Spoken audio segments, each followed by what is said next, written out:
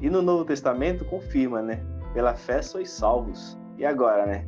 Onde entra aí, Marcial, os mandamentos e a obediência à lei de Deus nessa história? Muitas pessoas, eu já fui uma delas, tinha até um pouco de medo do livro da carta aos Gálatas. Algumas expressões ali sempre assustaram muita gente, né? Porque o apóstolo Paulo, ele realmente dá algumas advertências e faz algumas considerações que nos deixam muito pensativos e falam certamente com o nosso coração. Agora, me utilizando aqui de algumas passagens do livro de Gálatas, né? Então nós temos esta resposta. Então diz assim, por que nós somos justificados pela fé? Bom, se nós voltarmos lá para Abraão, quando Abraão foi chamado, ele não foi chamado porque era judeu, ele não foi chamado devido à casa do seu pai, a sua nacionalidade, a sua descendência, a sua ascendência, né? Ele ouviu uma voz e ele atendeu pela fé e ele resolveu deixar tudo para trás. Ele pegou a sua família, né, os seus servos, e foi para uma outra terra, e ali ele pôde seguir a este Deus maravilhoso, esse Deus assim que ele não via, mas ele creu, ele só ouviu o chamado de Deus. Então, nós somos a semelhança de Abraão, porque assim como Abraão respondeu ao chamado de Deus pela fé, e não pela lei ou pelas obras, né? Mas antes pela fé, então nós também, pela fé, nós atendemos o chamado de Deus quando cremos. E isto é realmente a ordem mais importante. Muitas pessoas ficam pensando assim, bom, se o que importa é a fé, então nada mais importa? Não, calma. Tudo tem, na palavra de Deus, um começo, meio e fim. Né? Até o nosso presbítero Luiz está colocando aí Romanos 3:31, anulamos a lei pela fé. Quer dizer, a resposta do próprio apóstolo Paulo é essa, né? De forma alguma, de maneira alguma. Nós não podemos anular. Antes estabelecemos a lei, está aqui. Né? Então, quer dizer, o que a palavra de Deus nos diz? Que se nós estamos ali evangelizando, estamos ali pregando, nós podemos até pregar de forma assim incisiva e devemos. Olha, larguem o pecado, deixem o pecado, se arrependam. Pregar o evangelho com um clamor ao arrependimento. Aquele que está ouvindo aquela mensagem, o que acontece no coração daquela pessoa? Ele deve responder inicialmente pela fé. Pela fé no nosso Senhor Jesus Cristo. Ele deve confessar o nome de Jesus. Por quê? Porque ele confessa que Deus amou o mundo de tal maneira que enviou o seu Filho unigênito. Então, quando ele confessa, ele crê, agora ele dispõe da vida eterna e agora ele passa por um processo de transformação. E tudo isso é fé. Então, é aquilo que nós lemos na palavra de Deus, onde abundou o pecado, superabundou a graça de Deus. Né? Então, nós lemos a história de homens, como o próprio apóstolo Paulo, que perseguiam a igreja e passam a ser, pela fé, quando ele encontrou ali Jesus, né? Jesus encontrou ele no caminho, né? E ali agora ele respondeu o quê? Com fé. Então a nossa salvação, ela se dá pela fé. E outra, quando nós, eu, você, né, os irmãos estão nos acompanhando, você que está pregando o evangelho, você que está ali trabalhando com um parente, com alguém que você está evangelizando, você não está olhando os pecados daquela pessoa. Você pode estar no hospital, você pode estar num presídio, você pode estar numa casa de recuperação, você pode estar pregando para viciados, para adúlteros, para o que for. Você não está olhando o pecado da pessoa, você está olhando a graça e o poder de Deus que pode transformar, fazer aquela pessoa nascer de novo. A partir do momento que aquela pessoa responde com fé e uma obra começa a ser feita naquele coração, então nós, de forma prudente, passamos o quê? Um estudo para a pessoa batizar. A pessoa desce as águas, agora, como símbolo da nova vida, agora ela começa o quê? Buscar o Espírito Santo de Deus. Ela começa a buscar transformação. É o clamor bíblico para que nós possamos nos encher do Espírito Santo de Deus. Para que o Espírito, né, que é Cristo habitando em nós, conforme ele mesmo nos disse, lá no livro de João, eis que não vos deixarei órfão, eu voltarei para vós. E Cristo agora, ele habita em nós. E esta pessoa, e é o nosso dever até o último dia, buscar o Espírito Santo de Deus, buscar o poder de Deus, pedir que Deus nos transforme. Tudo isso é o que é fé. É um exercício da nossa fé para com Deus, que é aperfeiçoada. Aí o que ocorre? A partir do momento que aquela pessoa começa a receber os dons do Espírito, começa a receber na sua vida transformação, ela passa a nascer de novo, agora ela nasce do Espírito. Agora, o que ocorre? Ela será jogada na lei? Não. Porque a lei, nesse sentido, ela é impotente. O que gera transformação no nosso coração, ainda assim, é a fé. É a fé no quê? No conhecer e no prosseguir e conhecer a Deus. Então, quanto mais nós oramos, nós jejuamos, nós lemos a palavra de Deus, nós estamos na comunhão com os irmãos, nós estamos lidando ali na igreja, ouvindo pregações, né, de forma maravilhosa, e Deus vai trabalhando na nossa vida, nós vamos passando pelos altos e baixos da vida, e o Senhor, ele vai nos ensinando, ele vai nos disciplinando, ele vai nos corrigindo, nosso coração vai sendo transformado, né? Então o Espírito Santo de Deus vai transformando a nossa vida cada dia mais, né? E tirando os nossos pecados, as sujeiras mais íntimas do nosso coração, nosso orgulho, nossa vaidade, nossa soberba, vai tirando do nosso coração tudo isso e vai nos dando uma fé aperfeiçoada. E toda esta obra se apoia no Espírito Santo de Deus, que ele é o poder de Deus, é Cristo, por meio do seu Espírito, que transforma a nossa vida. E a lei? A lei, ela está lá porque, senão a lei, não há transgressão do pecado. Se eu não tiver conhecimento da lei de Deus, eu não saberei o que é certo e o que é errado. Agora, eu não vivo como um legalista.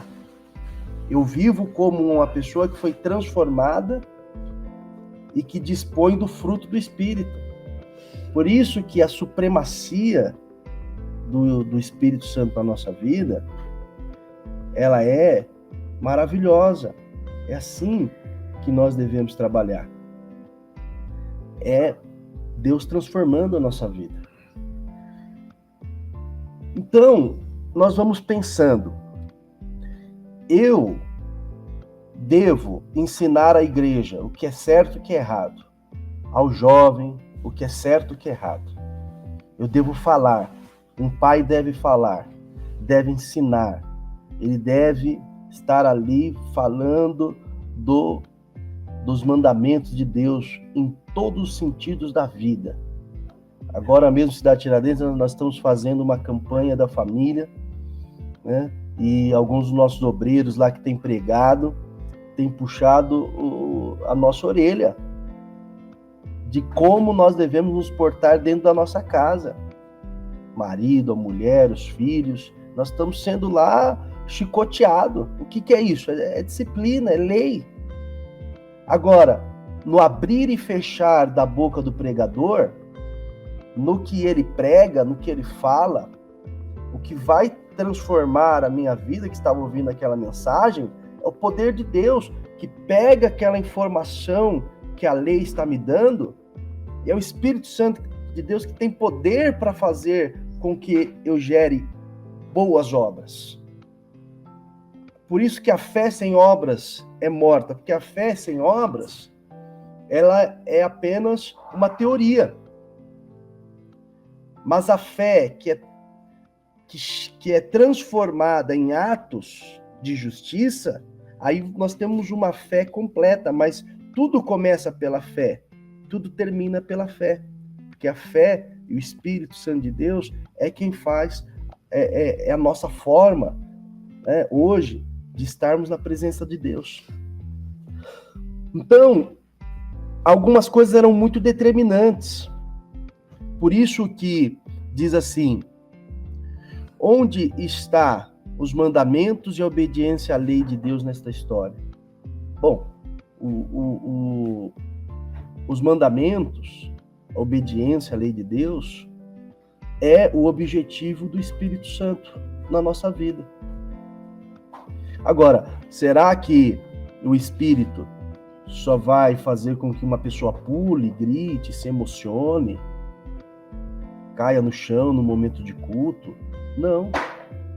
O Espírito de Deus na nossa vida vai fazer com que a gente nasça de novo, deixe o velho homem, as velhas práticas, né, e viva para Deus. E os mandamentos de Deus estão onde? Estão aí, no objetivo do Espírito de Deus na nossa vida.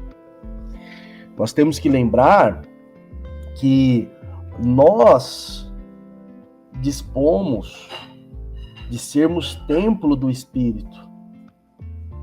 Os crentes antes de Jesus, não, eles eram visitados. O poder de Deus vinha sobre determinados homens. Mas os judeus, no chamado Antigo Testamento, eles olhavam para a lei de Deus, eles tentavam alcançar, tentavam guardar. E a lei tem muita justiça. Mas a partir do momento que vem Cristo, a partir do momento que nós temos o modelo perfeito, vem a plenitude de Cristo, agora Cristo em nós faz a obra completa. Então nós temos que perceber que algumas afirmações vão nesse sentido. Por isso que quando alguém tenta fazer com que, olha, você agora precisa se circuncidar. Mas por que precisa circuncidar? Para ser da família de Abraão? Não, nós somos da família de Abraão pela fé. Não é verdade? É isto. Então a fé para nós é tudo. Por isso nós pregamos, nós fazemos verdadeiramente esta obra da evangelização e da nossa vida. Uma passagem que eu gosto muito é Gálatas, no capítulo 4. E aqui,